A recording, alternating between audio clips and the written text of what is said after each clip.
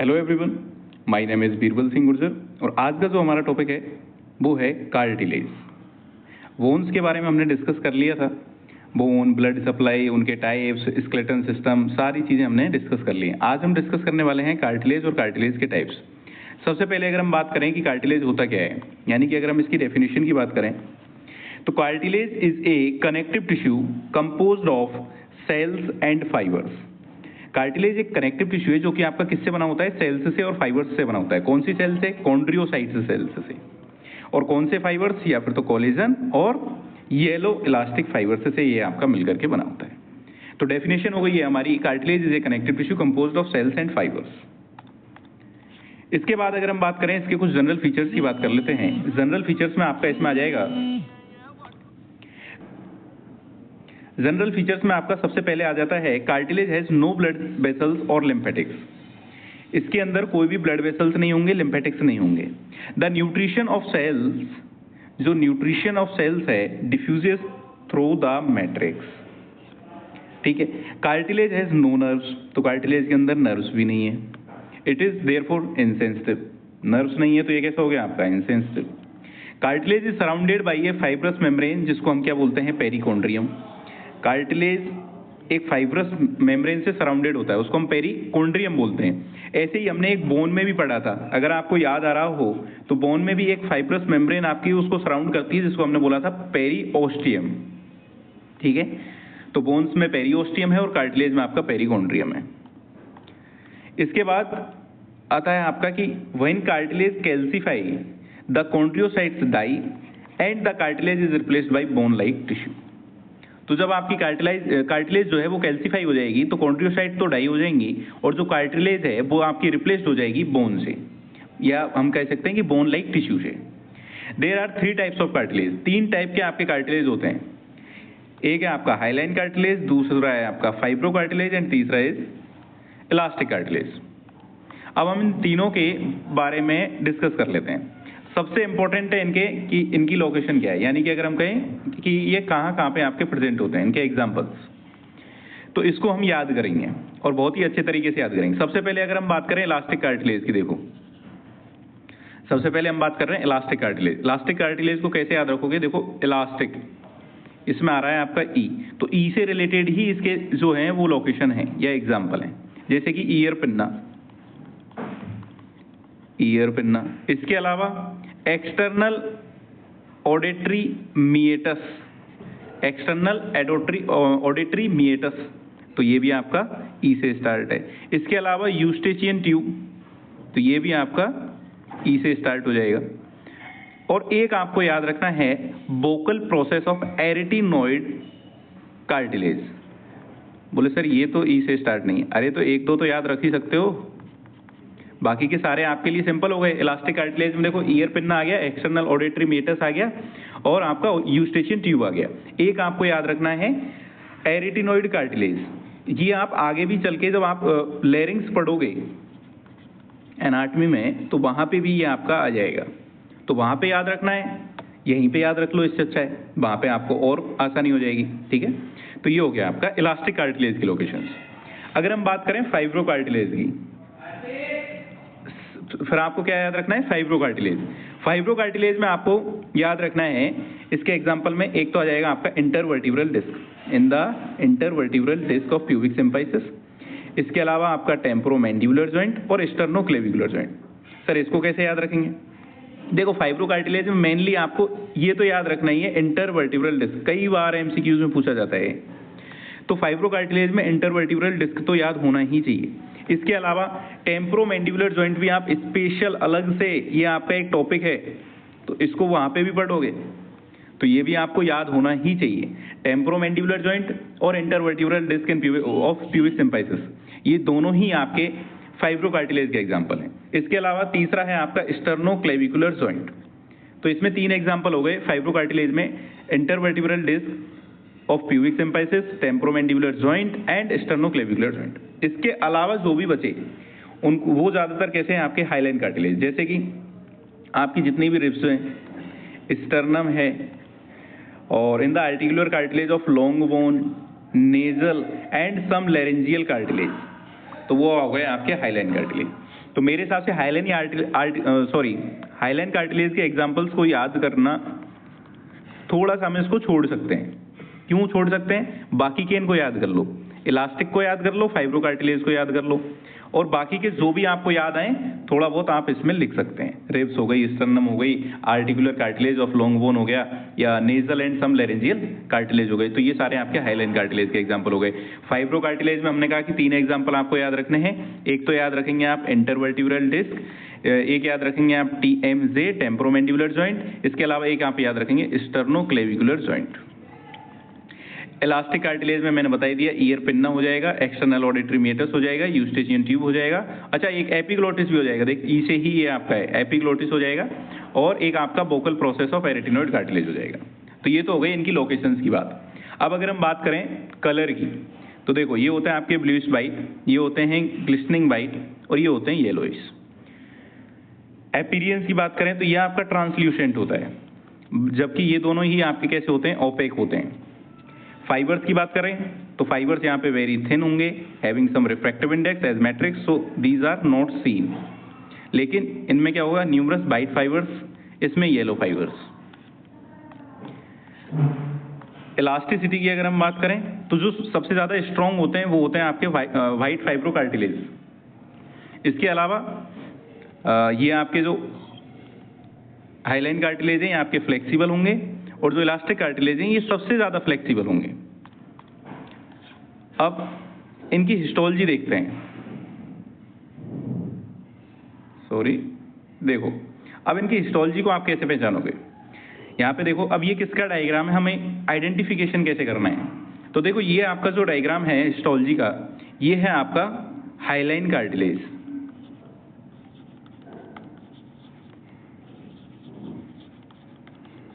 Highline cartilage कैसे पहचानोगे इसको?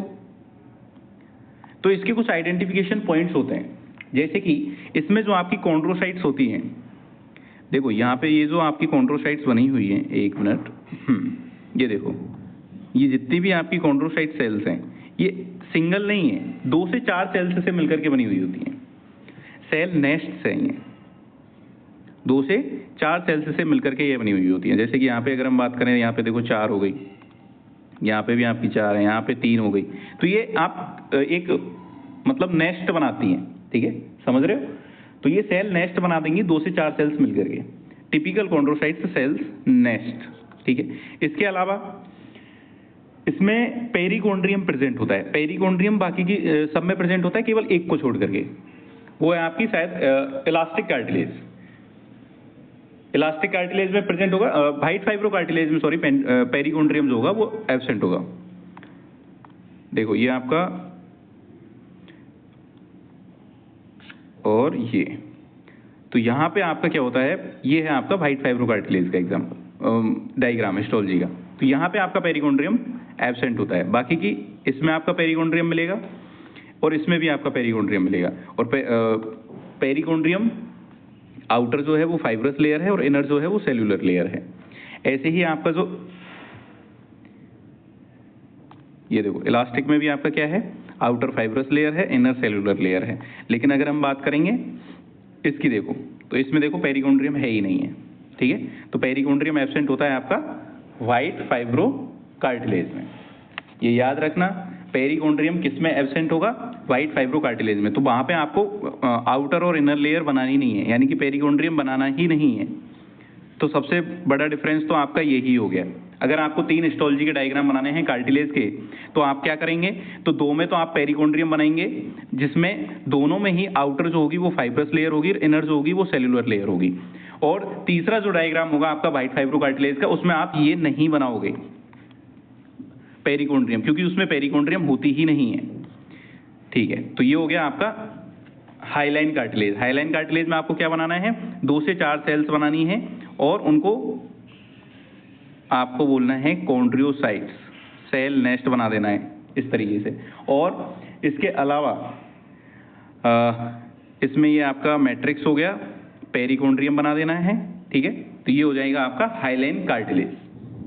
इसमें 3 पॉइंट्स याद रख सकते हैं आप, typical chondrocytes in cell nest 2 to 4 cell, second आप याद रख सकते हैं कि इसमें पेरिकोंड्रियम प्रेजेंट होता है, आउटर फाइब्रस लेयर और इनर सेल्यूलर लेयर।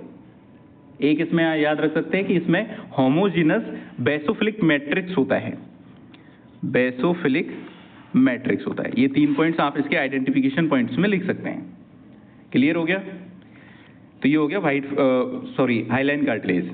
सेकंड आता है आपका इलास्टिक कार्टिलेज। इलास्टिक कार्टिलेज में भी आपका क्या है, देखो यहाँ पे सेल नेस्ट तो नहीं बन रहा है, क्या है, सेल नेस्ट नहीं बन रहा है, लेकिन यहाँ पे इलास्टिक फाइबर्स आपके कुछ पहले में इतने इलास्टिक फाइबर्स नहीं थे, यहाँ पे ज़्यादा हैं इलास्टिक फाइबर्स, ठीक है। और पेरिकोंड्रियम यहाँ पे भी प्रेजेंट है, आउटर फाइब्रस लेयर है और इनर आपकी कैसी है, सेल्यूलर लेयर है। क्लियर हो गया? ये आपकी कॉन्ड्रोसाइट सेल्स बता दी। क्लियर हो गया? इलास्टिक फाइबर्स, ये आपका कौन सा हो गया, इलास्टिक कार्टिलेज, सॉरी इलास्टिक, ये हो गया आपका इलास्टिक कार्टिलेज।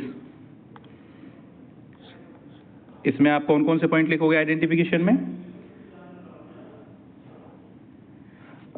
कॉन्ड्रियोसाइट सेल्स प्रेजेंट हैं,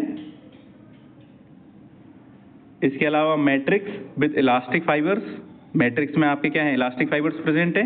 एक आप लिखोगे पेरिकोंड्रियम प्रेजेंट है, आउटर फाइब्रस लेयर और इनर सेल्यूलर लेयर। फिर आ जाता है आपका लास्ट वाइट फाइब्रोकार्टिलेज। तो इसमें देखो आपके सबसे पहला पॉइंट जो आप लिखोगे पेरिकोंड्रियम एब्सेंट है, यानी कि नो पेरिकोंड्रियम, ठीक है। दूसरा, यहाँ पे जो कॉन्ड्रियोसाइट्स प्रेजेंट हैं वो एक रो में प्रेजेंट है, ठीक है, तो कॉन्ड्रियोसाइट्स इन रोज। और जो कोलेजन फाइबर्स हैं उनके बंडल्स मिल रहे हैं, बहुत सारे बंडल्स हैं देखो, तो बहुत सारे बंडल्स की वजह से इसमें बोलेंगे bundle of collagen fibres present है, ठीक है। तो यहाँ पे भी आप 3 पॉइंट्स यहाँ पे भी लिख सकते हो आप आइडेंटिफिकेशन पॉइंट्स में। 3 पॉइंट्स कौन कौन से हो गए? एक तो पेरिकोंड्रियम एब्सेंट या नो पेरिकोंड्रियम। दूसरा आप लिखोगे कि जो कॉन्ड्रियोसाइट्स हैं वो आपकी अरेंज्ड हैं रोज में।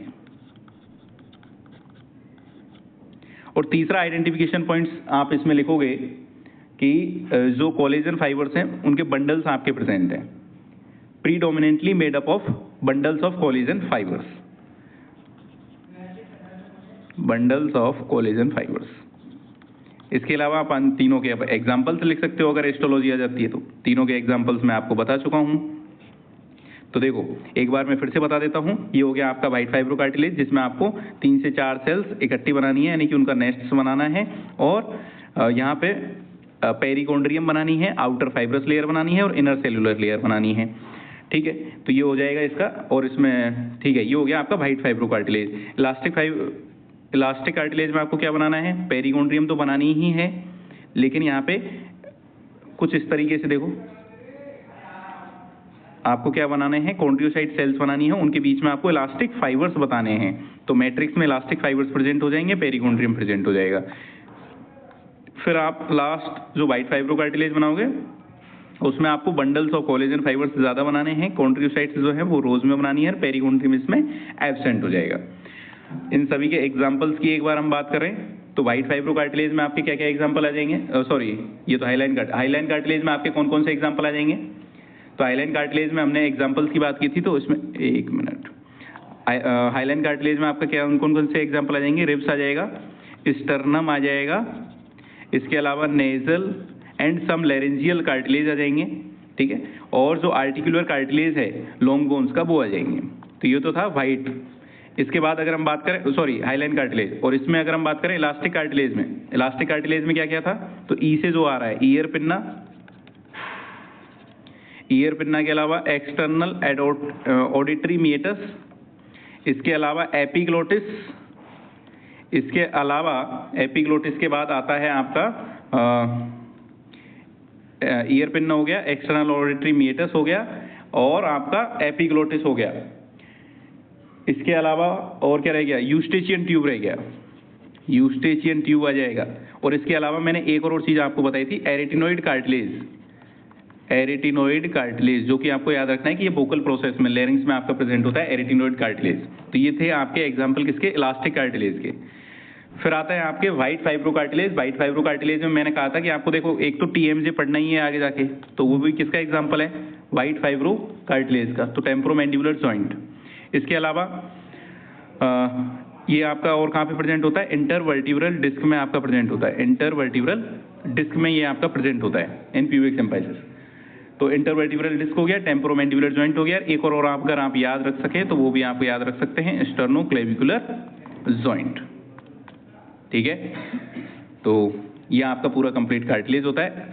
और इसके अलावा अभी मैं जनरल एनाट के टॉपिक्स कंटिन्यू नहीं करूंगा, अभी के लिए इतना ही है। अगर आपको किसी भी टॉपिक पे वीडियो चाहिए तो उसके लिए आप कमेंट कर सकते हैं, तो मैं उस पे आपकी वीडियो डाल दूंगा। ठीक है, बाकी की अब जो आपकी वीडियोज आएंगी वो आपकी अपर लिम्ब की आएंगी। Thank you so much.